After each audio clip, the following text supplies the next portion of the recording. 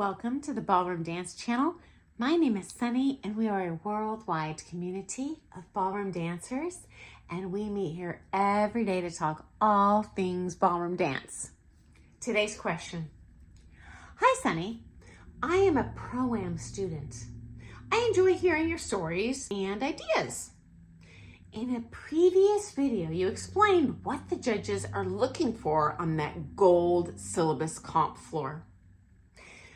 Can you explain what flight means? What is it that they're looking for? How should I think about my body mechanics and how to achieve that? What gets in the way of good flight? Okay, so great question. Yes, and this day and age compared to say 40 years ago, flight is king. You need it if you want to place, especially at those upper echelons on the comp floor. Okay, so number one, flight means how far you get across the floor in the same number of steps as another couple. Okay, so it doesn't count if you're doing a whole bunch of extra fast scatter chassés. Of course, you're going to go fast. Flight means in the same number of steps, you haul your booty down the floor faster than the other couples. So by the end of your comp round, that would look like you, for example, doing 1.5 laps compared to another couple doing 3/4 of a lap in that same period of time.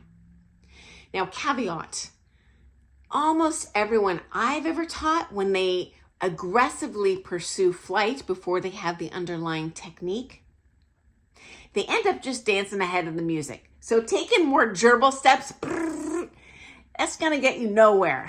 You gotta do longer strides. The net result of that is you're gonna have bigger shapes, more swing. And just think about the practicality. You're trying to be seen by the judges.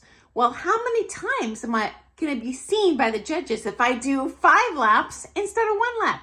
I got 5 times the opportunity to be seen. Because you know what? They're not looking at that couple a mile away. They can't even see their number, especially the old judges. They're looking at who's front and center. So pass by them as much as you can. Okay, number 2. Here's a little hack you can do at home. And I did this trick teaching my kids' classes over the years. Adults rarely have the patience for it. But hey, I'll throw you a bone here. If you do it, great. If not, that's up to you. I would have them do contests down the floor where they had to walk to the beats of the music. Could be a rumba, could be a foxtrot. Really doesn't matter what style, though flight is not going to matter in Latin. But I could have Latin music playing to work on the technique, if that's what you enjoy listening to. They could only dance 1 step per beat, 1 long walking step, and they would do forwards down the floor and back down the floor. And I called it their race, their walking race. And if you danced ahead of the music, you're DQ'd. Okay, so no one can cheat and do gerbil runs. They gotta go waltz, 2, 3, waltz, 2, 3. And so that's something you can do at home, and you're gonna find over time, even if you don't do technique exercises, you're gonna get that balance, that lower body strength to be able to extend and bend deeper in the knee and take longer steps. You might even thinking about, don't do full splits, you could hurt yourself, but just to the point that it is a gentle stretch, that'll help you too. Because certainly if you are working against your own inflexibility, it's surmountable, but it'll be surmountable faster if you supplement your ballroom dance practice schedule with those little stretches to make that come that much easier. Okay, next step. What is the key to flight? Well, there's a number of things, but I got news for you. Number 1, balance. Guess what?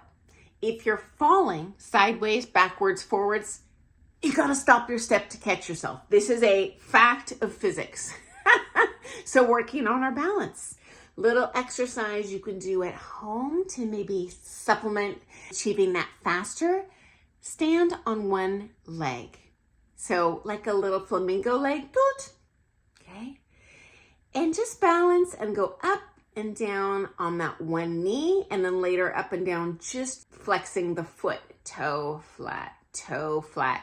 It's gonna be hard if your balance isn't that good, which frankly, we do tend to lose balance when we get older if we don't work on it. You might wanna do this next to a couch or a sturdy chair for stability in case things go south. But over time, the good news is balance can always get better. It's not like strength where your body actually has some physical limits as you age and you're gonna get strength real slow. Balance, you're gonna probably get even faster if you work on it if you're more mature than kids who kind of jump on the dance floor like little Gumbies.